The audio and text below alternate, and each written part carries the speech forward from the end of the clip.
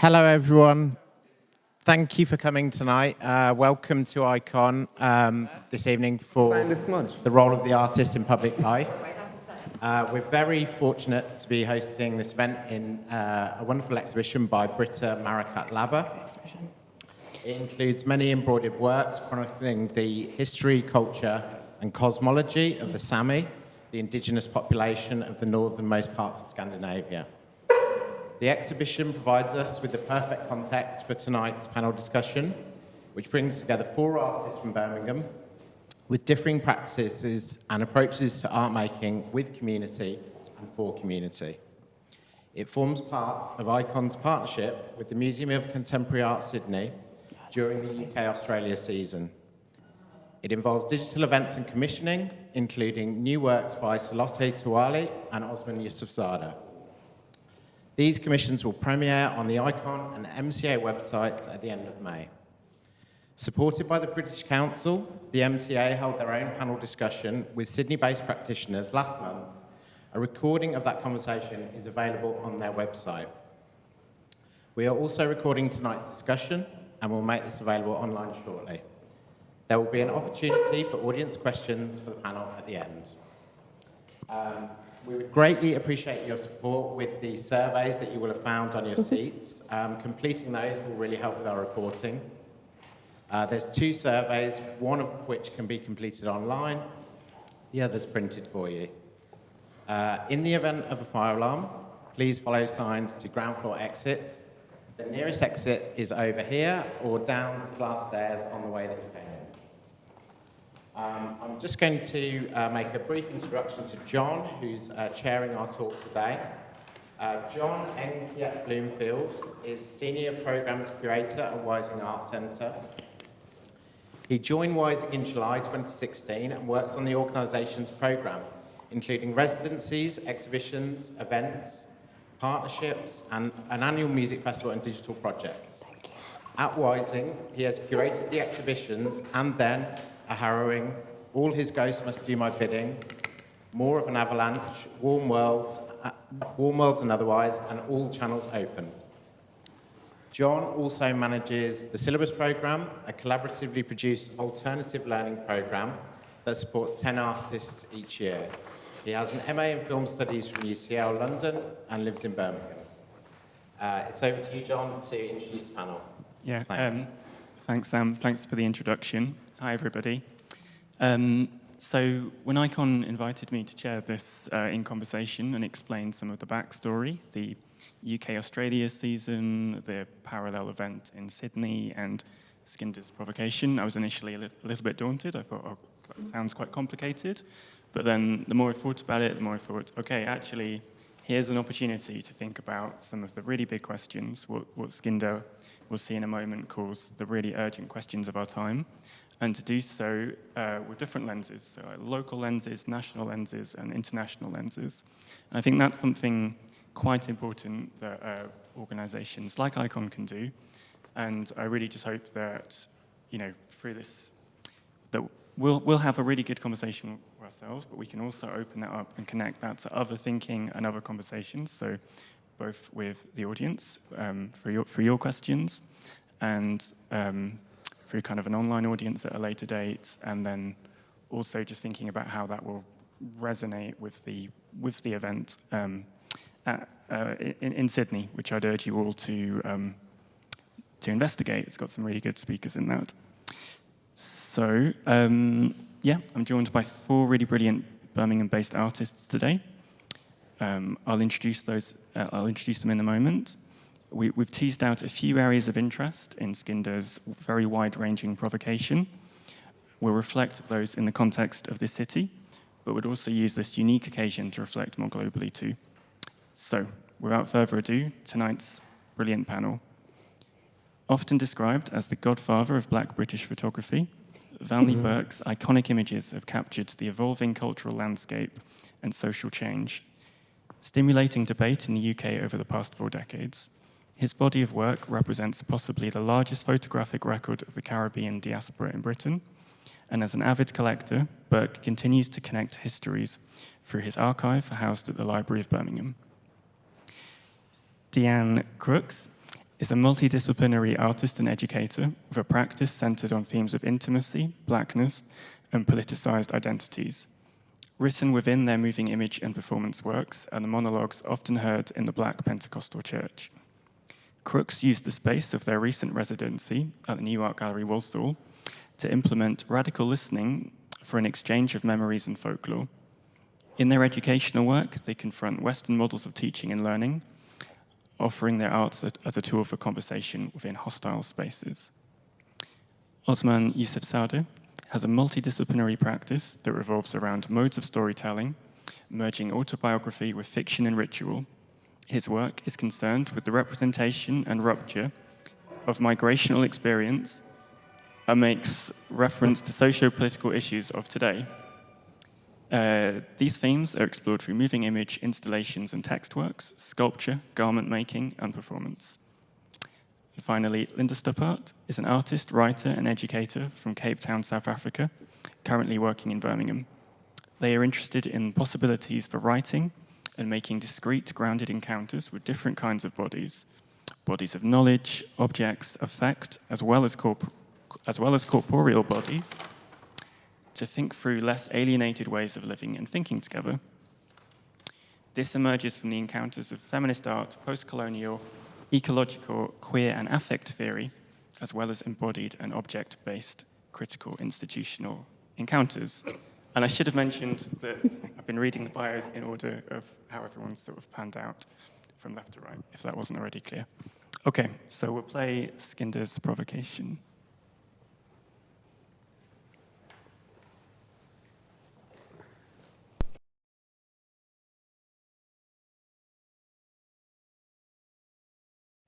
So, hi, my name's Skinda Hondell. I'm the Director of Arts at British Council, and the programme that this is all part of is our Australia-UK season, which looks at connecting cities, people, organisations between the UK and across Australia.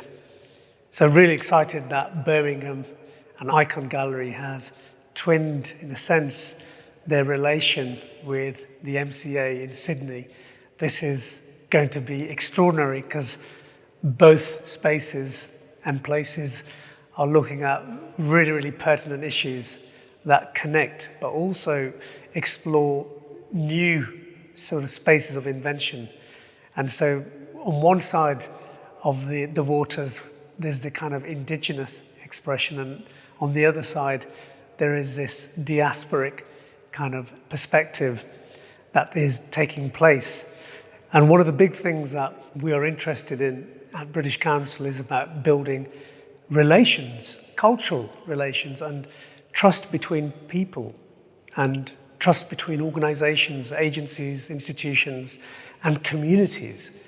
And I always believe that communities are more than just observing audience members. They are participants, beneficiaries, informers of ideas. And a lot of what is experienced in our art spaces and what's produced by artists draws from those lived experiences, but also the lived experiences that then, in a sense, interact and intersect with nature, also the non-human, and increasingly artificial intelligence and technology. These are strange discombobulations that are happening right now. And the artist plays a key role in this, working with the community.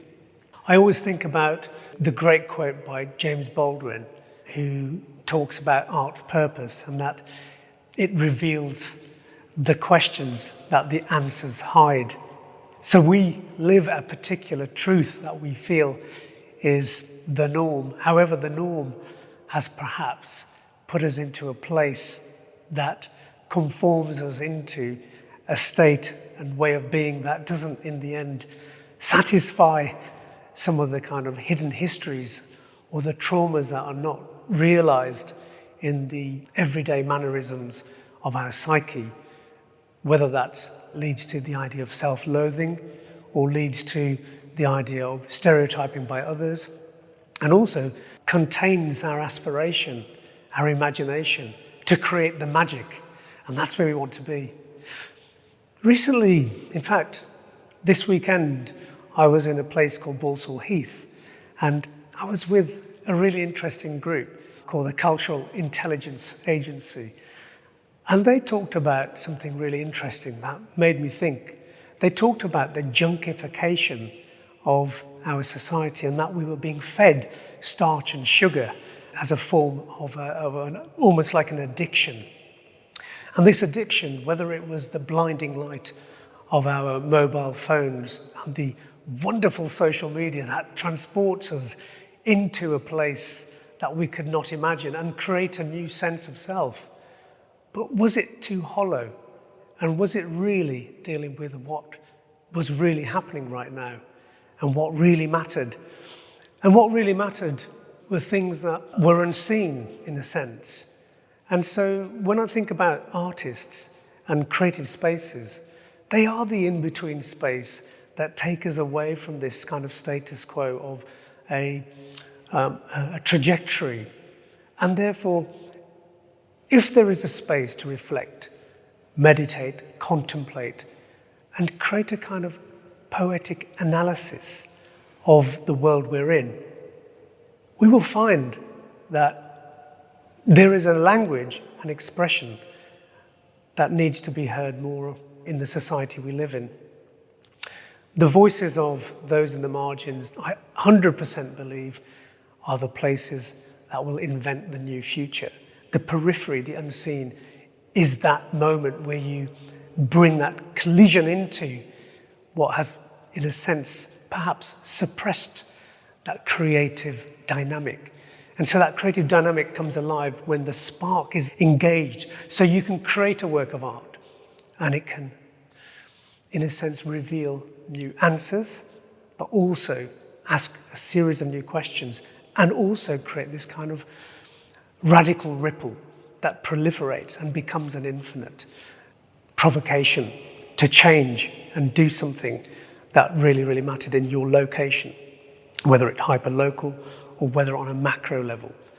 I would ask of any artist, of any arts organization, what are the urgent questions of our time? The urgent unseen questions that deal with the immediate crisis. I'd also ask artists and creative organizations, what are the most important questions of our time that lead to long-term change, in a sense? And what is the spectrum that will explore and determine and tune into the frequency of the spaces that produce the utopian perfect moment? So the question I always ask is, what does the world need right now? Okay, great.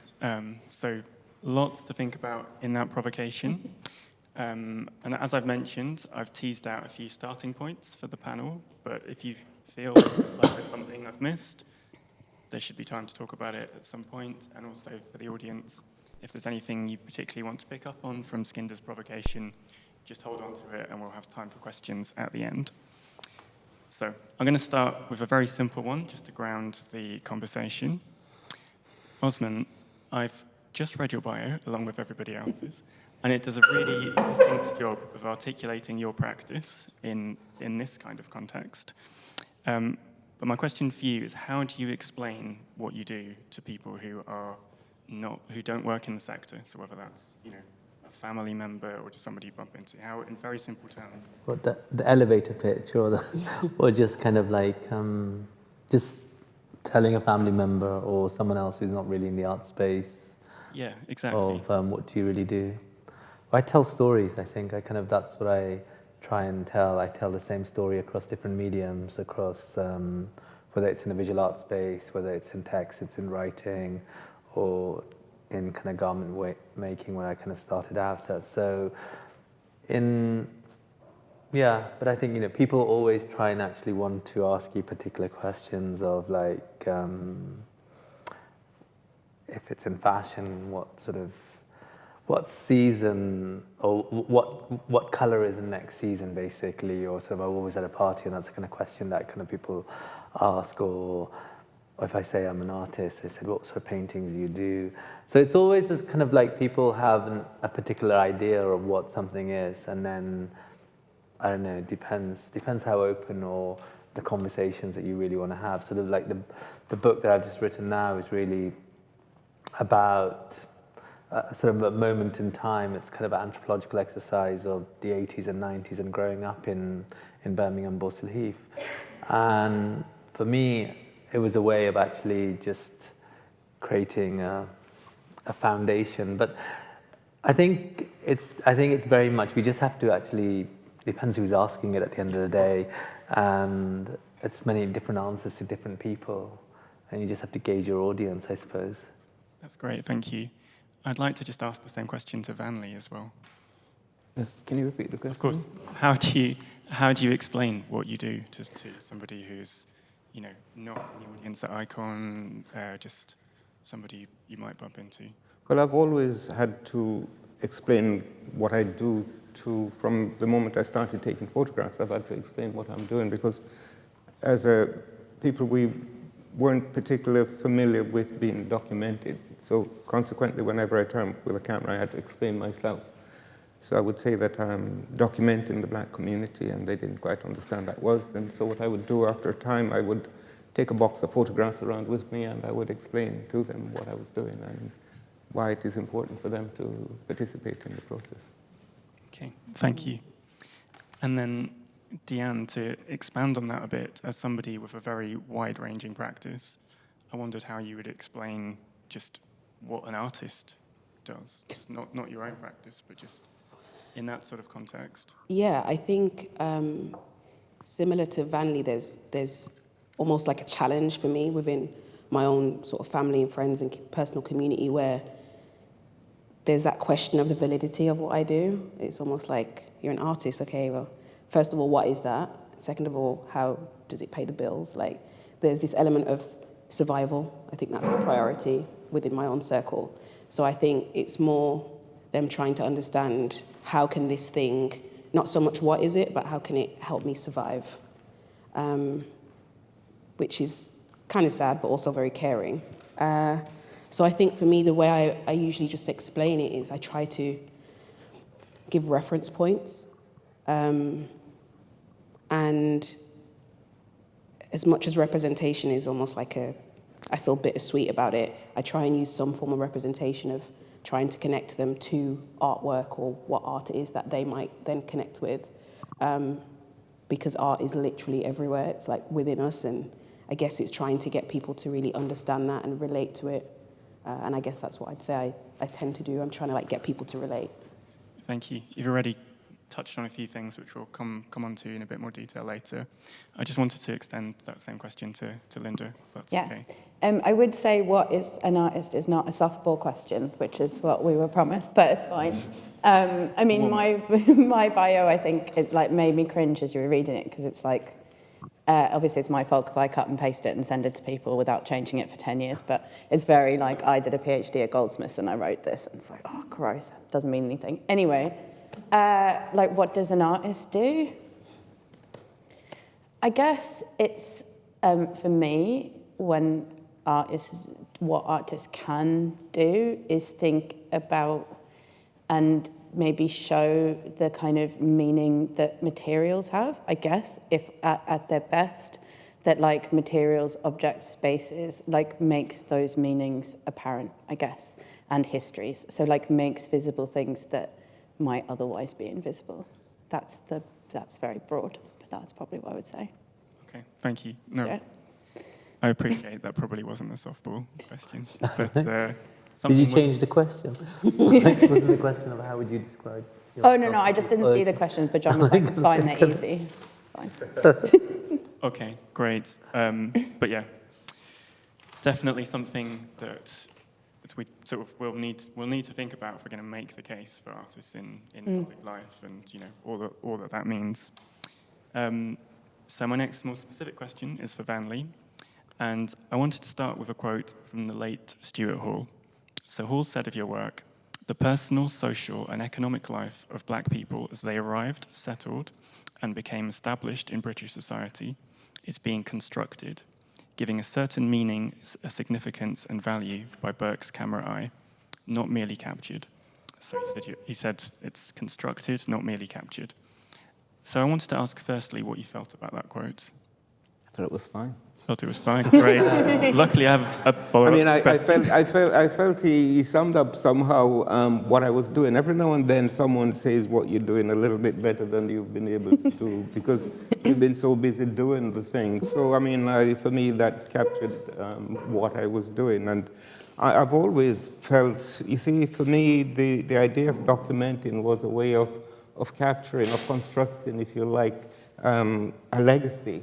Yeah. To some extent, but that had to be done in a sort of obviously a contemporary setting. So we had to, decide what I had to make decisions about what was important. And in those days, obviously, I didn't have mentors or people to talk to about the thing. So I had, if you like, I created a friend of mine who I had in Jamaica as a young man. And I tried to answer some of the questions we posed while we talked about our parents who had emigrated to England. So it was pretty well constructed. Okay. But do you think that process that Hall describes, do you think that could have happened without institutional support? Yes, it did. It did, in your case? Oh, yeah. Okay.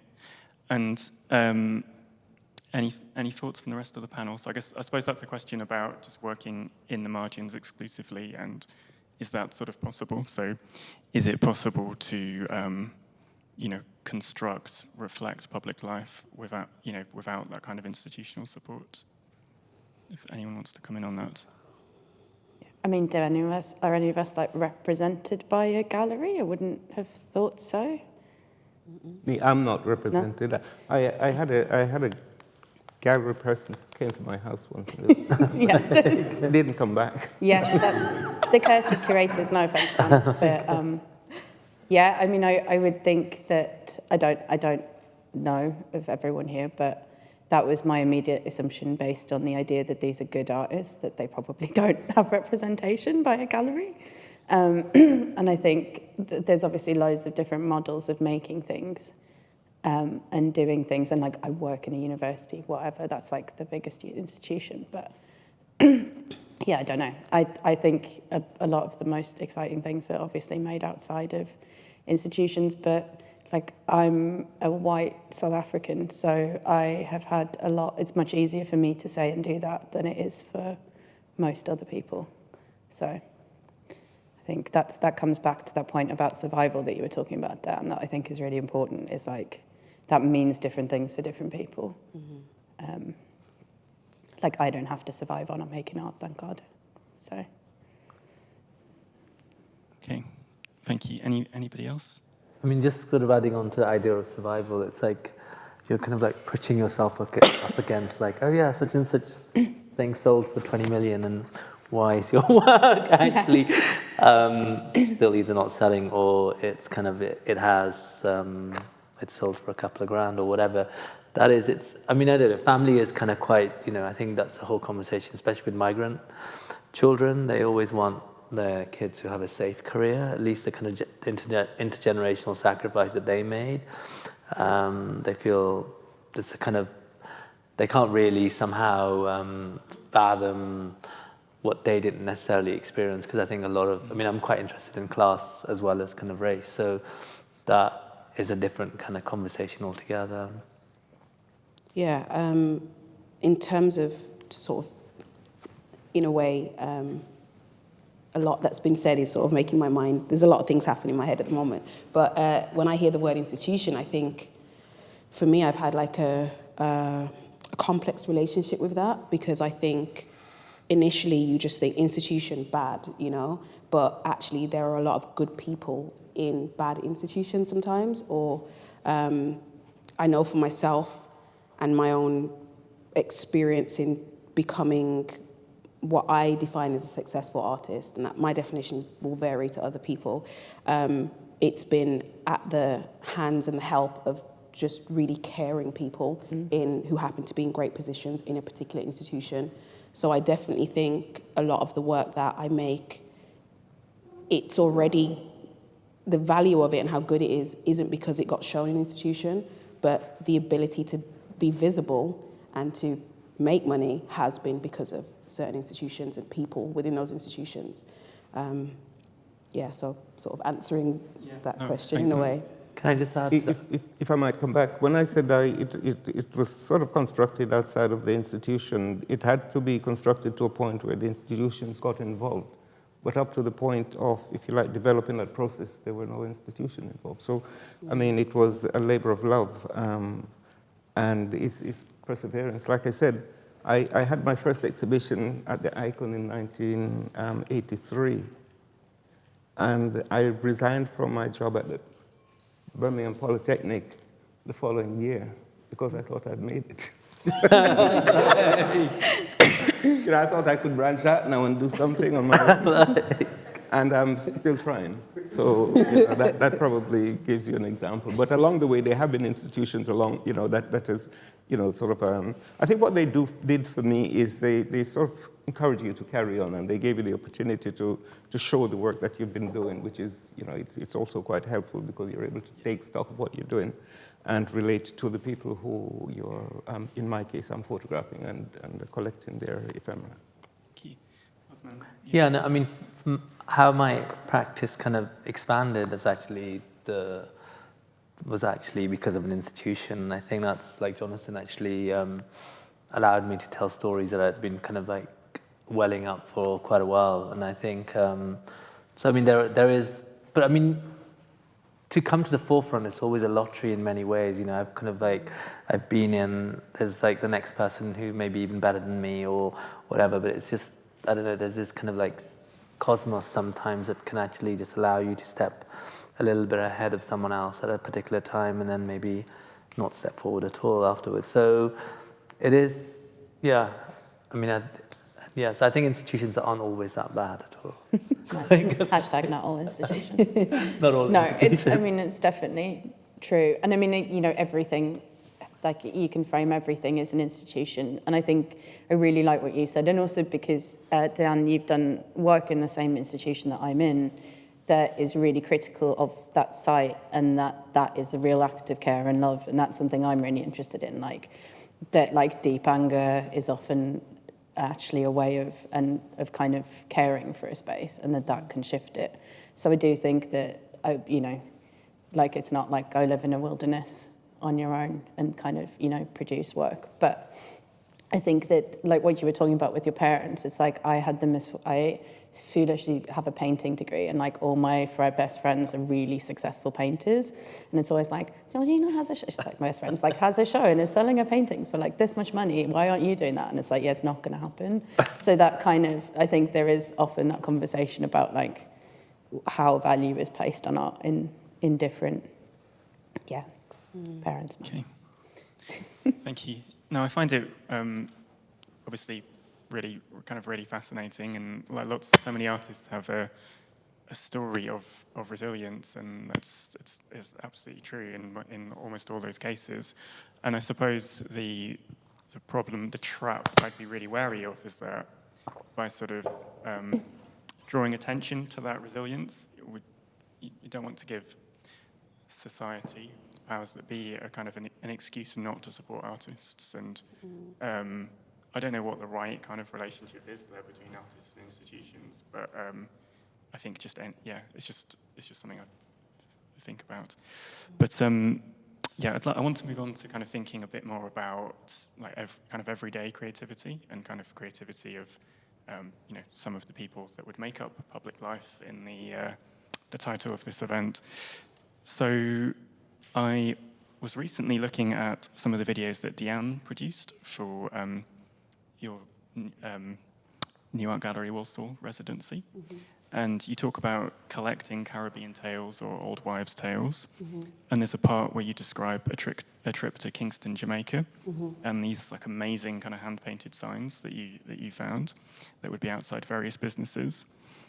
So firstly, could you just tell us a little bit more about those signs, and could you describe them? And then secondly, I wondered if you could talk a bit about what kind of responsibility you felt towards that material. Okay, even though I knew those questions were coming, there's still like two really big chunky questions, that I'd love to answer. I And so I had my first residency at the New Art Gallery Warsaw, thanks to Deborah here. And yeah, it was just an experience in itself. And I think it took me probably the first 2 months to sort of really get comfortable with the topic itself, to get comfortable with the nature of a residency as well, and what that even meant, and what was expected of me and what wasn't expected of me. And then sort of month 3, I had a trip already scheduled. It wasn't to do with the residency, it was sort of my own personal trip of going to Jamaica, but it just happened to fall perfectly in the middle of the residency.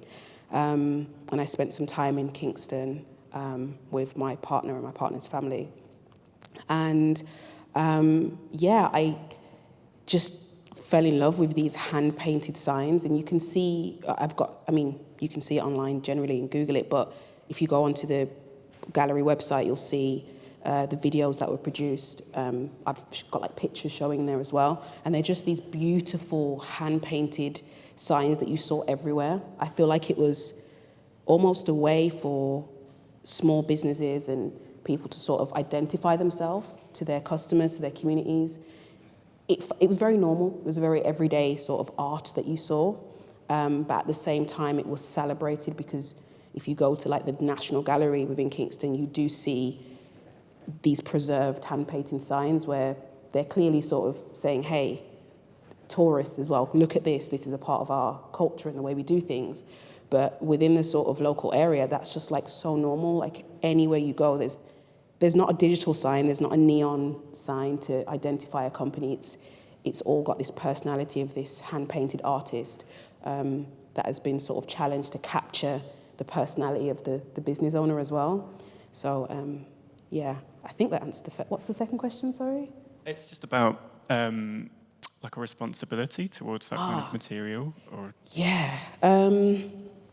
I've been having a lot of conversation about this recently with a friend of mine.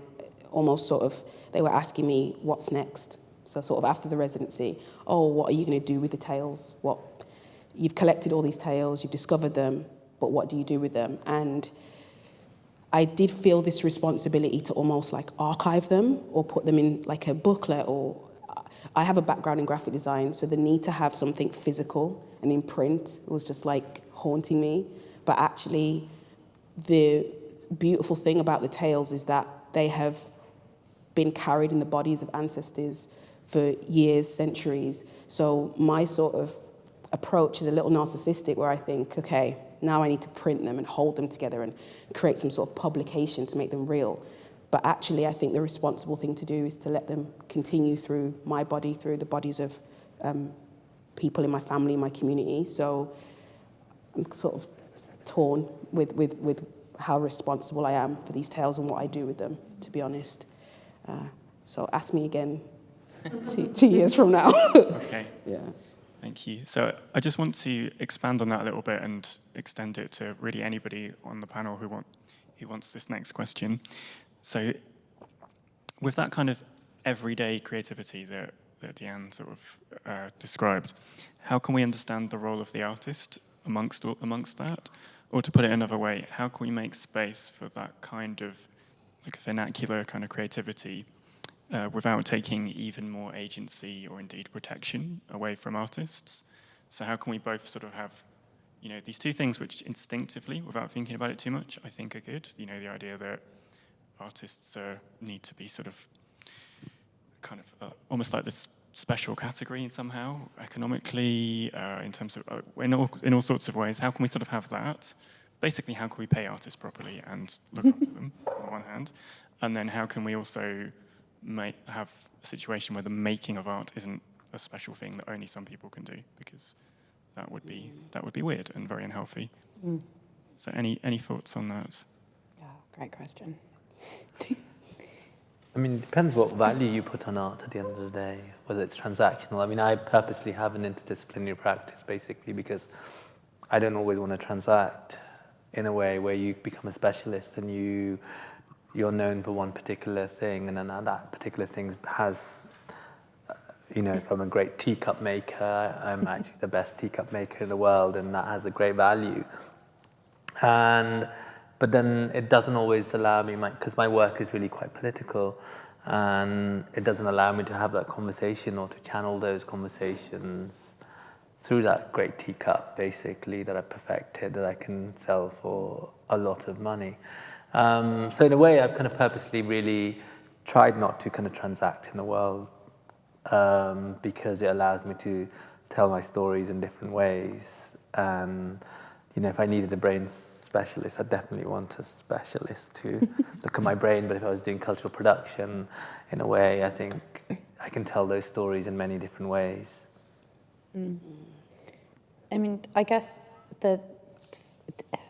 I really love what you were saying, Dan, as well, about like the responsibility to these objects, because the expectation of how, I would say, like most artists who engage in these kind of projects would be like, I'm going to make a book. Like, I found these things, so I'm going to capture them and I'm going to put them in a book, as opposed to being like, well, all of these things come through other people. So I thought it's really exciting. I guess the like short answer for me of how to do that is in education. So like whether that's what you're talking about of like like being with art and wanting art to happen everywhere at the same time as like allowing artists to live without having like 7 other jobs, I guess, is in, and by that I mean like whether it's working in universities or like I do a lot of stuff with young people, like that kind of space of making in kind of everyday. I guess that's how I think about it, is that through those kind of practices, which I think maybe everyone here does to an extent, it becomes a bit easier to both value like the everyday act of like creativity and the kind of that as like a thing you do in your life, I guess, maybe. Thank you. I like what you talked about, the signs, really. I think it's quite important for me as a documentary photographer that those signs are documented. It's important that they're made into a book. I think what we forget is the material and processes change. And I think that is a record of, if you like, a particular time. And it's important, perhaps not only to collect the photographs of them, but to collect the objects themselves. You know, I mean, I've traveled a little bit and I've seen them, you know, you get quite a few in South Africa as well, in the townships. And you get them in West Africa and so on. And it's very much a cheaper form of advertising, but it also keeps the economy within the community that it serves. And I think the artists themselves would be quite pleased, really, because a lot of the time they don't have the resources to do this sort of thing, to work with them, to make something happen, rather than, again, to consume their material without them, you know, their contributions. I think it's also where certain things are kind of classified as being an artisan or an artist, and I've always kind of found where being an artist is more of a middle-class conversation, where you have the luxury of time to be able to do it, as opposed to it being something that just gives you a paycheck at the end of the day. And it's a skill set, a generational skill set a lot of the times, that actually just gets handed down from parent to child, or basically you go and actually learn a skill or a craft. So yeah, I mean, I do think you should document them. Sorry. I think there's sort of 2 things here that's probably got mixed up, that the documentation of so the thing that I was saying that I'm hesitant to document was the tales, that I took the Caribbean tales of folklore. Okay. Whereas the hand-painted signs, that is something that is being documented. That's other people. There's actually a photographer, I think, that made a book, a little zine, that's called Hand-Painted Jamaica. Yeah. Tracy. I was thinking that because Tracy Thorne That's it. That's who I spoke to. Yes. Is actually in Jamaica at the moment. Yeah, so I spoke to Tracy Thorne, So I actually bought her zine, and that's how it sort of helped me look at some of the value in that. And I think documenting the hand-painted signs is very necessary, and that's why I liked seeing it in the gallery as well. The thing that I'm hesitant to document was the tales. I just wasn't, at first I was like, how do I do this? Do I paint it? Do I draw it? Do I put it in a book? And I think that's the bit for me, because that was my focus of the residency, that I wasn't sure I want to, put into a physical form, because they've existed not as physical forms for centuries, and I just felt, what's my place in coming in and doing that now?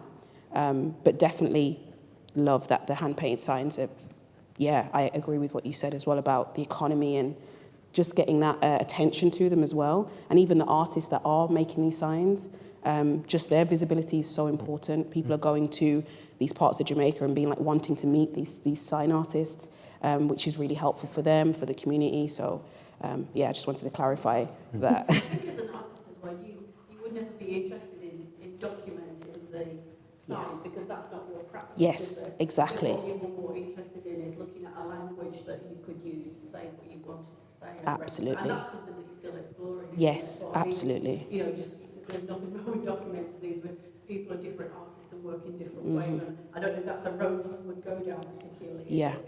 It's kind of more observing these things and then drawing references. Exactly, and responding to them as well. Yeah, absolutely. Yeah. And you have to think that these stories survive in the whole, the whole journey of slavery. So this has been an oral history. Absolutely. Hundreds of years now, 400 years of slavery.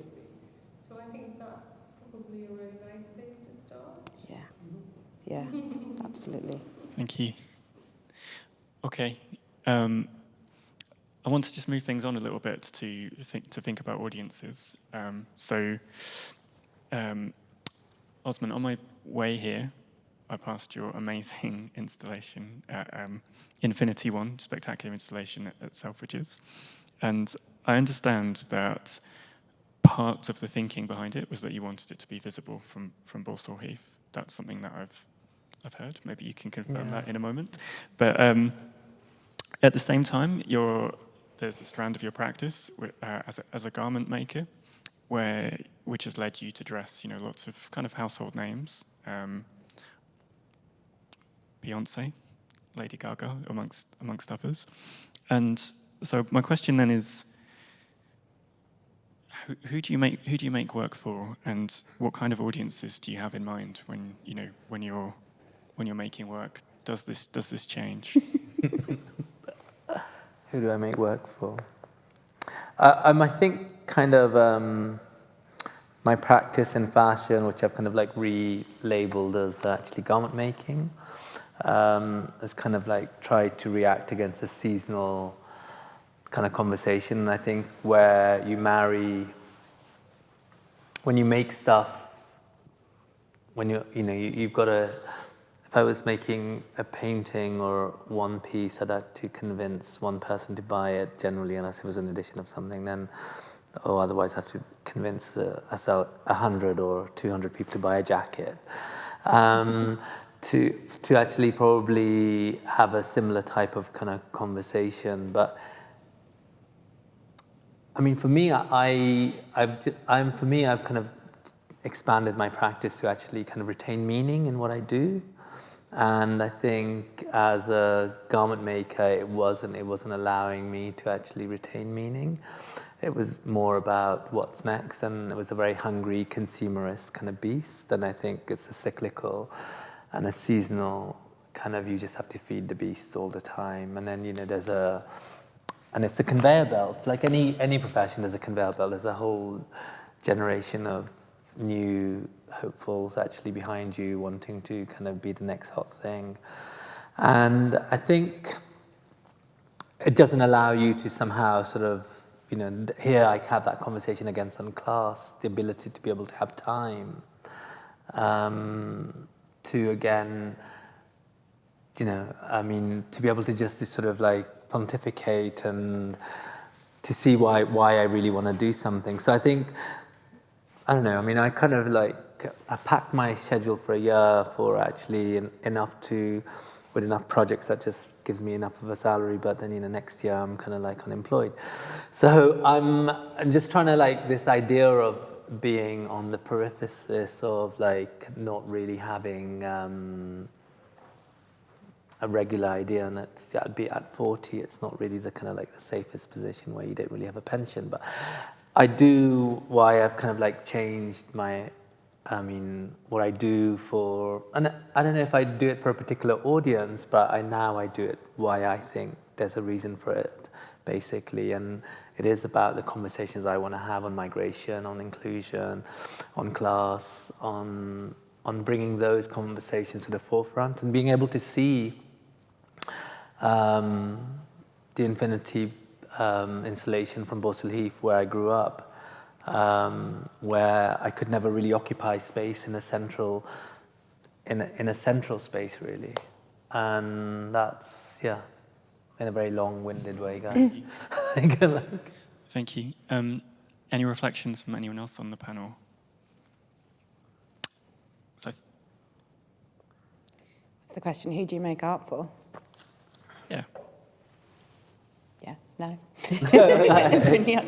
I would want my own reflection is that that's quite a hardball question again. But I mean, I think, I guess a lot of what you're saying is that, like, I mean, this is going to sound very romantic, but like the end of the point is like you're making art for this space that you didn't have art in, I guess, is like one way of thinking about that, which I think is quite romantic, but is also quite meaningful. I mean, it's difficult because the honest answer is that, like, for me, like, I make art for the people that come to exhibitions in institutions who see the art. Like, that's, you know, and that's a very limited group of people. It's more limited, I think, a lot in South Africa than it is here.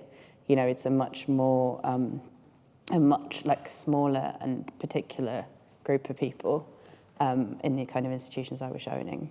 So, yeah, I think it's a difficult question because the answer isn't what I want it to be. Like, it's not like I make art for, you know, everyone or for, like, everyone, even everyone in Birmingham, because, like, that's not who's seeing my art. I think that it can be, one way I guess I've thought about this previously is in making, like, I think I made a lot of really antagonistic work, or work that was really antagonistic where I was performing it. And I organised an event quite a few years ago with Taishani at the Horse Hospital that was quite particular about who was in the space, and performed a work I'd performed before, but it became a really kind of collective, caring piece, whereas before it had always been like, I'm going to do this, everyone's going to be really cross, all the, like, straight dudes are going to leave and throw a temper tantrum, and, like, I'll get loads of attention. But in shifting, like, quite intentionally who that audience was, I think the work totally, like, changed what it did. So I guess on a really micro level, that can be something that I think artists and curators can maybe do more of. But I don't know. Yeah, just to add to that, I think I've gone on a journey with who I make art for, and I think I almost had this, like, superhero complex of, like, I'm going to make art for people that look like me and be this, like, vision of representation. And the problem with that is not only is it a little self-centered, but it it implies that like, the representation, one, is enough, and two, it almost suggests that you can make art for all these people and assuming that all these people want to see your art. I know that sounds obvious, but sometimes we make all this stuff and then we don't get the audience we want, but there's this element of control in our heads that, you know, well, I made it for you, so you should have turned up and been there, you know. And I genuinely had that approach with my work, where I was carrying this huge burden on my shoulders of, I'm going to make art for Black people, which is such a broad range. Like, Black people, that's a very vague sort of definition, and expecting, okay, because I'm going to paint a Black person or make art about Black content, that then all the people will come, sort of thing.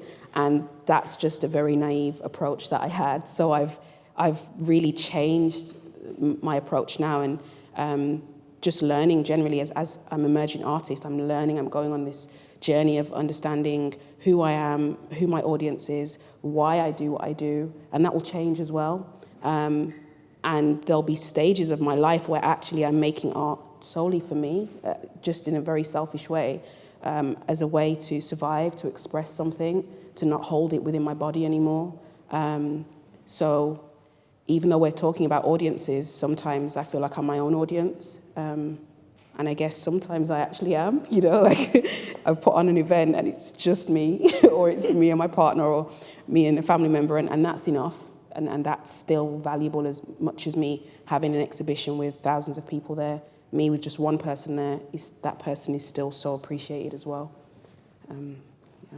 Thank you. I mean, I've always thought documenting the black community is for the community, but I think ultimately it's for me, you know. And so there's some sort of conflict of interest in a way. And I remember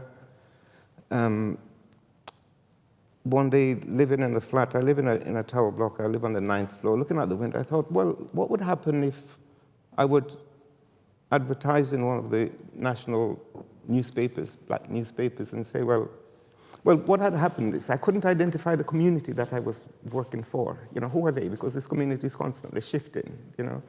And I said, does anyone really know what I do? Do they care what I do? Is it important what I do? And I thought, suppose I advertise in one of the papers that I would be burning my negatives in Handsworth Park at 12 o'clock on the 17th of June, whatever. Who would care? Who would turn up? And I remember going through Handsworth Park, and I was talking to this young man, and I said, I told him what I said, and he said, they're not yours to burn. And for me, that answered the question that I was posing all along. The work comes through you, but they're not necessarily for you. They belong beyond you. And I think the way I work as well, I don't really promote the work. Well, I try to, but I fail. But instead, what happens is the work promotes me. You know, I follow the photographs. Everywhere I go, people will say, oh, I love your work, or I've seen your work, but they don't know who I am until I introduce myself to them. And so, you know, I think just do the work for yourself, for myself, and then put it out there, and it will, you know, they'll make their own path, you know, as to who should look at them and who should relate. At the moment, there's a lot of education interest that's used in. Some people are actually buying them to hang in their house. I had an email the other day. This lady wrote and said she'd love to buy one of the photographs, which she called Smile. And I didn't know that one because I didn't title the photograph Smile. And I wrote back and said, which one is Smile? And it's this kid in a bumping car. She says every time she sees it, she smiles. So she would like that photograph. And so they do go out and they do, you know, find their own audience. They do find their own spaces within, you know, the community, within the art world, and so on. Thank you. I mean, I think we all make art for ourselves fundamentally. I think that's very true what Van says. And it's also what you see and what you really want to capture, that you think that the nuances that you've actually seen are kind of unique. They may be, they may not be, basically through your eyes, but that's really what you're trying to do at the end of the day. Thank you. Okay, I've got time for, I think, one more kind of proper question before we move on to questions from the audience. And I've got a question for Linda. Yes. Which is about awkward questions. Yeah. So we recently worked on an exhibition together at Wysing with Kalichi Anicha and Carl Gent. And part of that show was about what happens when you disturb, agitate, or excavate something which has been left undisturbed. So in the context of the show, that meant ghosts, traditions, memories, viruses, other kind of interesting things. But you could also think about it more broadly as a kind of, you know, interrogation, or just asking difficult questions, asking awkward questions, or even as Skinda does, asking the urgent questions of our time. So my question just for you is, what role does asking awkward questions have in your practice?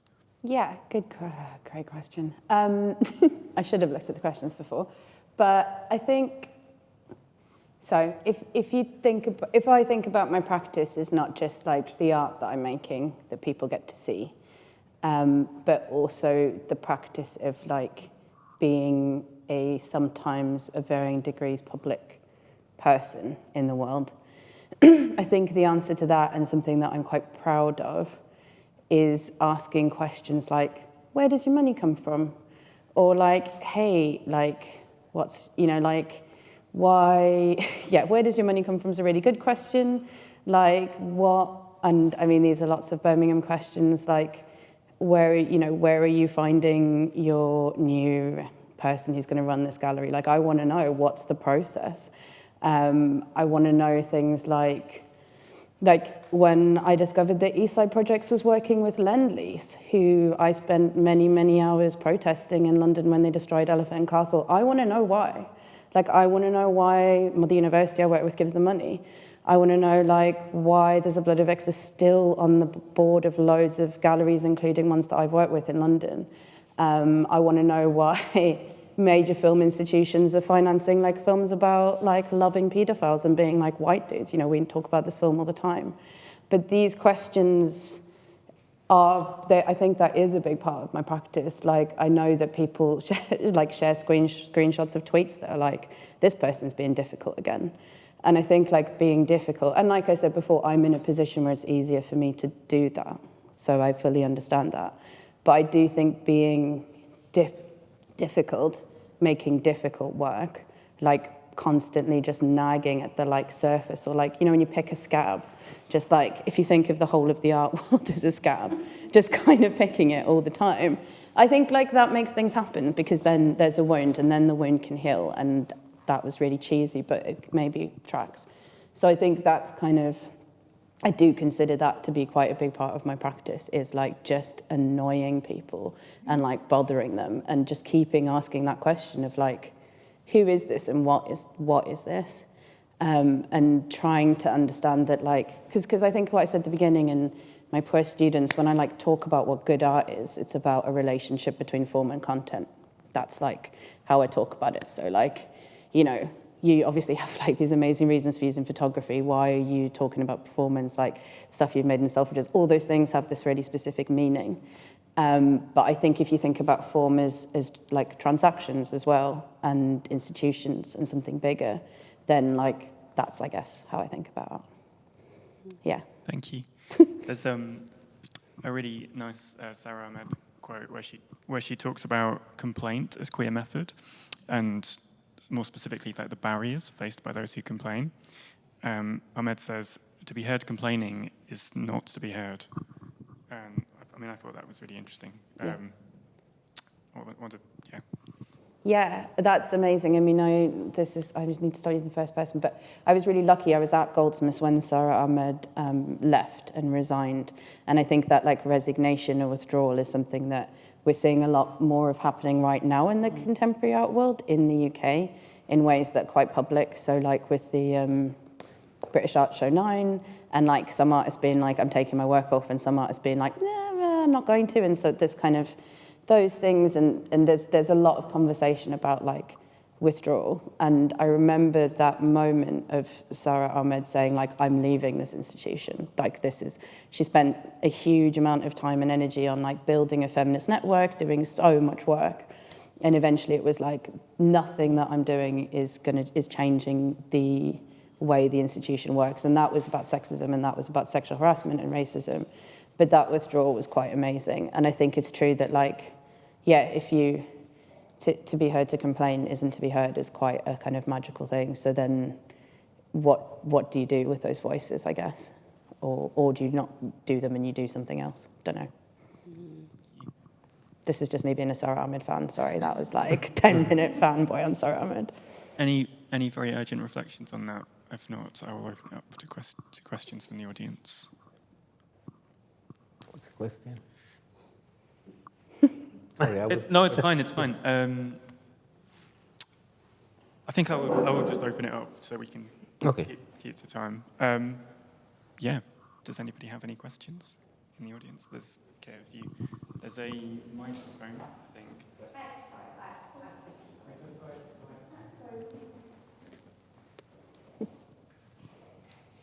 I kind of want to bring it back to how the introduction was in the film.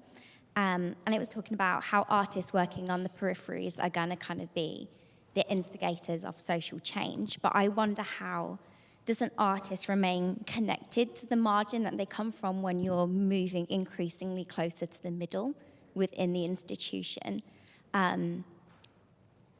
It gives you a great platform, but do you think it might be an inhibitive thing to your ability to kind of connect back to that margin now that you're kind of within the centre of the power of the institution? Does that make sense? Yeah, Spivak has an answer to that. I don't, but I'm being glib, sorry. I would say that if you've read Spivak's text, Can the Subaltern Speak, which is a really kind of amazing text about that question, I think, of like what happens if you were in the margin but you speak, are you still in the margin? Or is it, and it's coming from perspective of someone who is kind of an academic, then how does that work? But I think others will have different answers to that, other than like read Spivak. So I feel like even sometimes when I watch like a lot of the people that celebrities that I sort of follow and support and fans of, which even things like rappers, like I love rap music, and when I look at these rappers and sometimes they get accused of like selling out or leaving the hood because they now live somewhere safer for them or they have money now. And I think it's always this, for me personally, I can only speak about my experience, but I think I'm a little less concerned with my own service and labor to a thing, because my everyday life is labor and almost like tiring for me. So I think as almost like a gift of love to myself, I give myself grace that it's okay for me to want more for myself. I do still think, yes, there's something important about being connected to where I'm from and things like that, absolutely. But there comes a point where I cannot carry my entire community on my back either at the same time. I can't sort of, like, where does Deanne fit into that? How does Deanne exist and is safe and is loved and cared for if I'm sort of, yes, wanting to go towards the middle, as you say, I like that sort of phrase of that, but also sort of still trying to represent. And I don't even ever market myself as someone that's representing my community either, because I do think there's something so heavy with that title. I think in marketing myself that way, I need to then have that responsibility to my community. And so I'm sort of, I try to do less of that because, yeah, there's just a burden. It's just a very heavy burden to, I guess, try and constantly represent and serve and stay connected, but also want more for yourself or want to just get paid, you know? That's a complex area because there's money and then there's dirty money and all of that sort of stuff. But yes, I need to keep the lights on. Yes, I need to feed myself. And to do that, sometimes I need to maybe move from the area where I was from, or, yeah, it's a tricky one. And so I guess, like you said, maybe I don't have an answer for it necessarily, but where I'm at now in my life, I'm choosing me, if that makes sense. I mean, I kind of, so I had an exhibition here at the Ikon, and I brought my mum here, and so bit of backstory. Both my parents are illiterate, so they can't read or write in any language. So I did a sort of like an assemblage of my mum's bedroom, and my mum actually just asked me, "Who sleeps there?" So just this idea of me being in this very kind of privileged institution and sort of pontificating on her space, or trying to actually analysing or trying to explore her environment and putting it out for everyone else to kind of explore. But she just sees those objects as functional and sees there's a necessity for that bed. It's very different to the way I kind of saw that bed, because I live now in London, I kind of come back, so I have different experiences, I see different people. And so, yeah, I mean, I think I've written a book now, and half of my family isn't really speaking to me, a family that doesn't really want to be, or a community that doesn't really want to be documented, or those stories that don't want to be told. So it's a kind of like, it's what I have to sacrifice, really, and what do I get in return, really. It's what I have to weigh up. And so, yeah, who knows?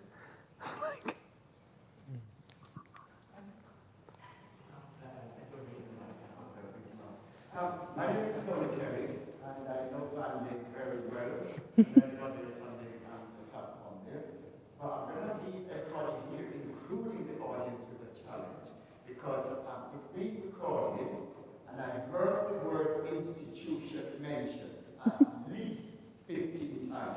It doesn't work very well with me. I come from an equality, diversity, inclusion background. I'm now retired. I'm retired, somebody is retired, but I am retired. And now I'm doing a lot in the health field. What I urge the people to do, forget the word institutions. We have to have a personalized agenda of getting ourselves on boards, management committees, August bodies, etc. and be about making the changes that need to be made. Let's start thinking about institutions. It's us and them situation. No, we also can and make an institution, which is what I do. I sit on a lot of different August bodies, and when I open my mouth, they do have to listen. That's the challenge that we declare. We're going to take art. I'm very much into art and culture and so on. Vanley knows me very well. My daughter is an opera singer, and she's every day feel that she works as a black woman. It's not easy, but she's managing to come through. And you, as white people sitting here, and another take on it, one other thing to say is, when I go to, because of my background of 40 odd years doing this, British born and broke in Jamaica, one other thing to say is, I don't like when I hear white people say, well, I'm from white privilege or white middle class background. It doesn't sit well with me. I'd rather people didn't come and use that terminology when I'm about. I don't talk about, everybody says I'm a black man, so it's not something I'm comfortable with, I must say. Thank you. Sorry. Yeah, coming back to the, Tony and I, we talk, from time to time, and he supports. He's always at the events that I did, and I remember the last one we had here as well. He was here, not the recent one, but prior to that. But coming back to the community, and I think for me, it's important to be with them. They, for me, are my backbone. Although sometimes it slips, like a slip disc, I suppose. But I'm photographing them, I'm representing them, I'm trying to provide a body of material that documents their presence, which isn't available anywhere else.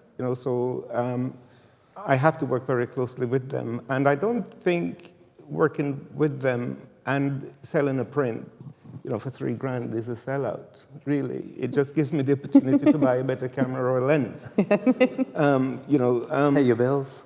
Yeah, so it's not always easy, though. I remember I've been threatened a couple of times, and only recently this guy told me at the launch of the Commonwealth Games that I was a sellout. Really, he says I've gone white. I'm not quite sure what that means because perhaps I haven't been to Jamaica for a long time to get a tan, but it was a bit more than that. But I'm just saying that for me, community is the center of what I do, and it's important that I reside in the community.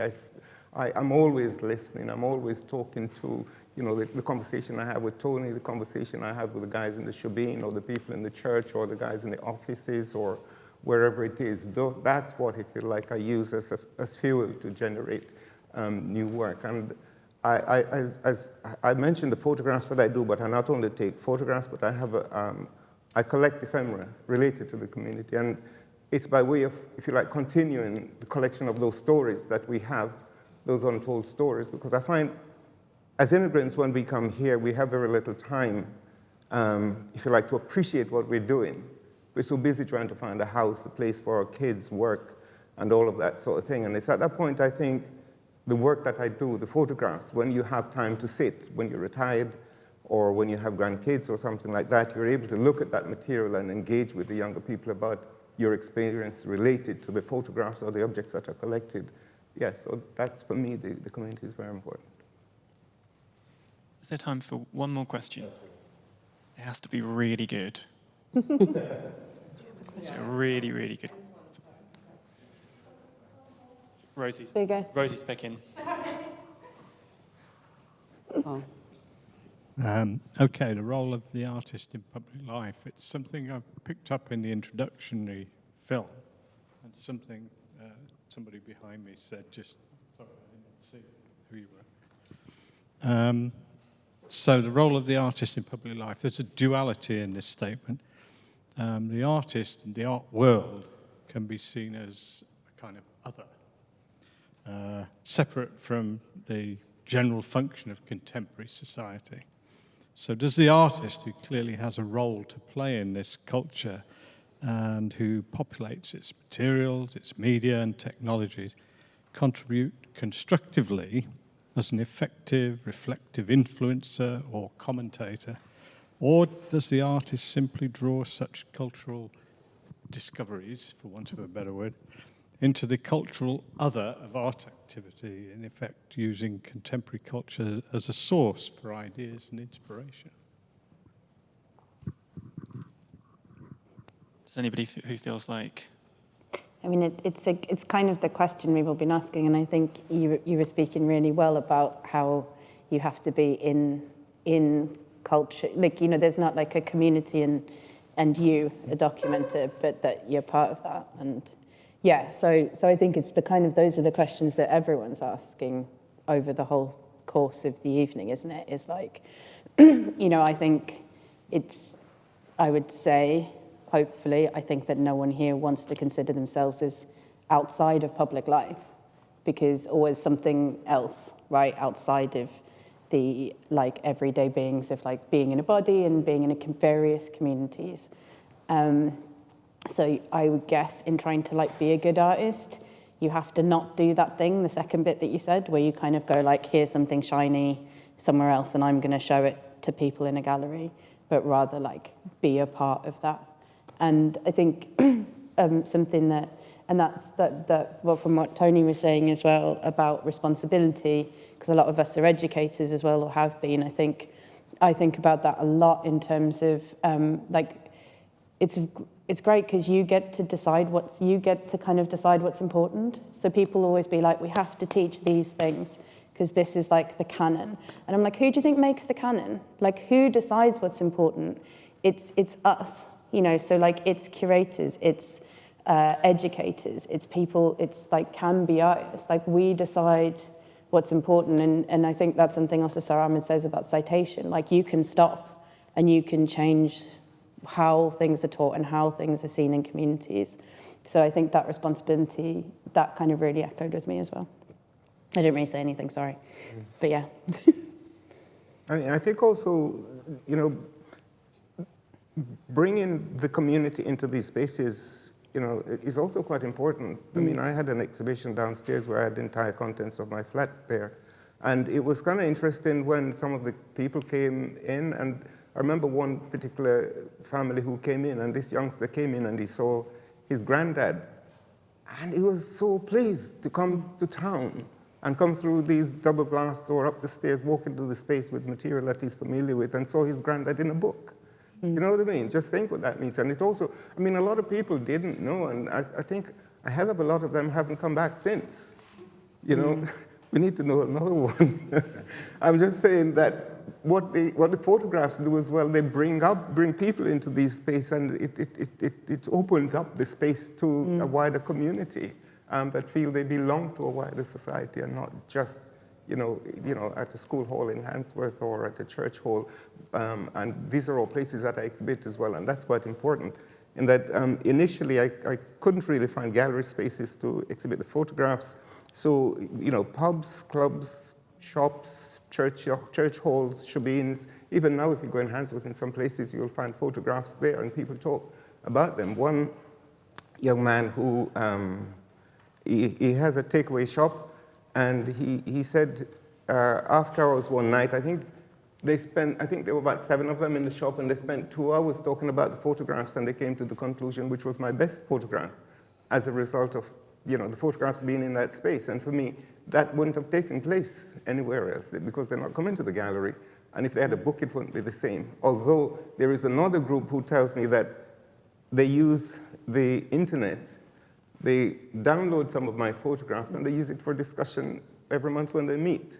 Cool. So there is a direct input, if you like. And it's all of this material that I feed off, you know, when I say, you know, you have to be within the community to work with them. Thank you. I just want to open up one more question. Yeah, you had. No, I was just kind of thinking of what Diane said about the space.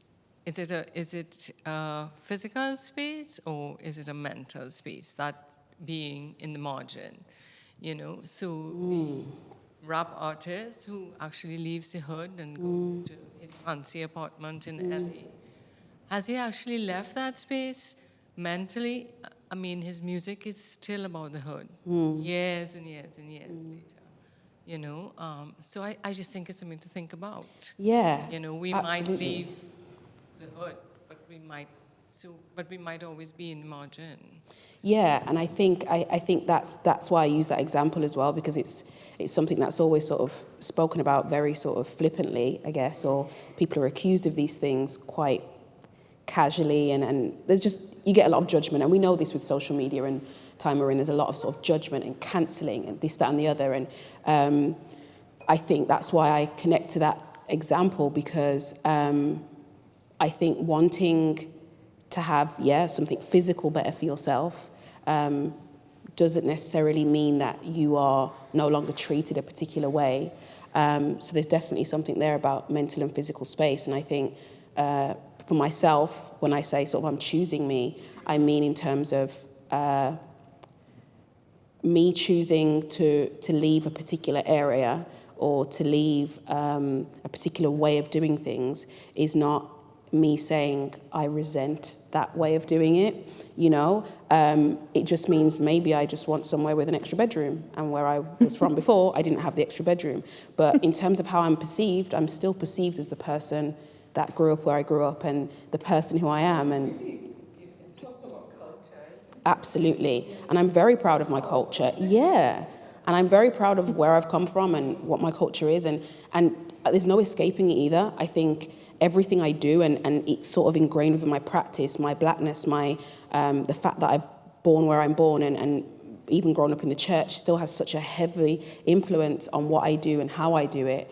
And I've had points in my life where I've wanted to not have that, you know, even in terms of being growing up in this very religious household. There's moments where I fought that from my practice. I mean, like, I can't make my work about church things, no way, you know. And then there's other moments where I'm like, actually, I'm who I am because of that, because I've have a preacher for a dad and for a mom. Like, I can speak the way I speak, I can make work the way I work because of that background. Me not necessarily staying in that particular space, or I no longer attend church at the moment, that doesn't mean that I'm necessarily ashamed of my upbringing. I'm just in a different physical space, but I will always have the church person in me. I will always have moments where I sound like a preacher. I'll always have moments where I love gospel music. Like, so that's sort of that example. And I think sometimes we see prosperity, whether that's financial, whatever it is, as almost like we've swapped it for our culture. And I don't think that's the case. I think, for me, I feel like, personally, I have both. You know, I'm still very much this black person that has grown up in church culture, that's from Birmingham, that's from inner city Birmingham.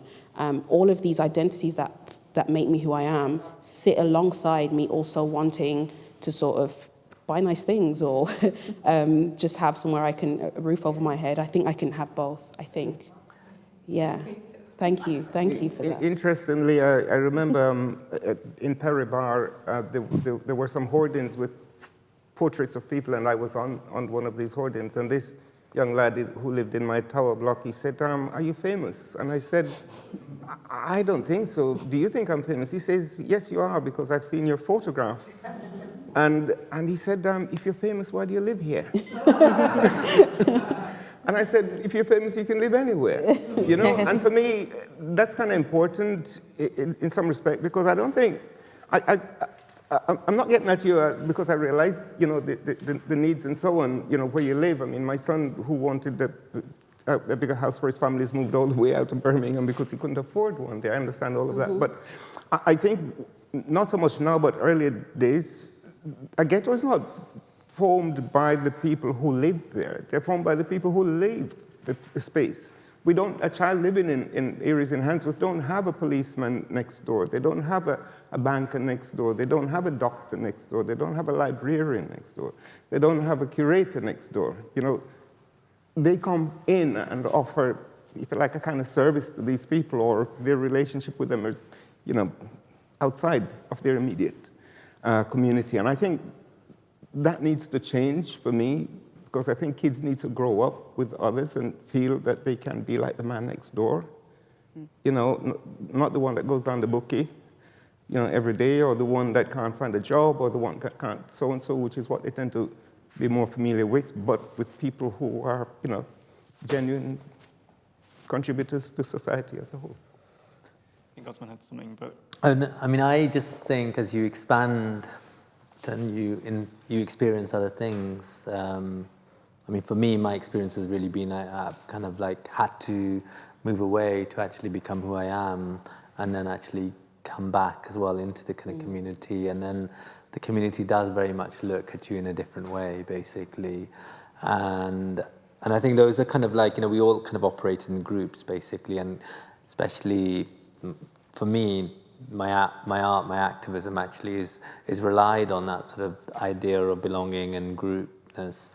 But I think, it's that tyranny and race and sometimes hate, sometimes lack of understanding that we actually project on others is actually from that sense of community and that actually sense of, what's really interested me recently is actually how working class communities have actually been mobilized to actually attack other working class communities. I mean, we've experienced that in Brexit, we experienced that very much in the world of PAL.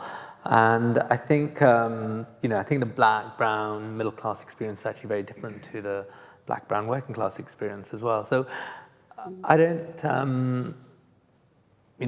I think I still feel I'm in a no man's land in many ways, yeah. Well, thank you. We need to call it an evening at that. Thank you, everybody, for all your questions and for turning out and coming to the gallery tonight. I'd like to thank our panel, Linda, Osman, Deanne, Vanley and John for chairing the talk. One final reminder about the surveys. We'd be very grateful if you could fill those in for us. I should also mention that Vanley's got an exhibition on at the moment. That's in our first floor events room. It's called A Gift to Birmingham. It's a partnership with Migrant Voice and the University of Birmingham. Vanley's photographs of migrant communities, they're on display in the events room until Sunday the 3rd of April. Thank you very much. Is the Thanks, gallery everyone. open? Yeah, good question. Is the gallery Is the gallery open? Yeah, can we go look? Can we go have a look?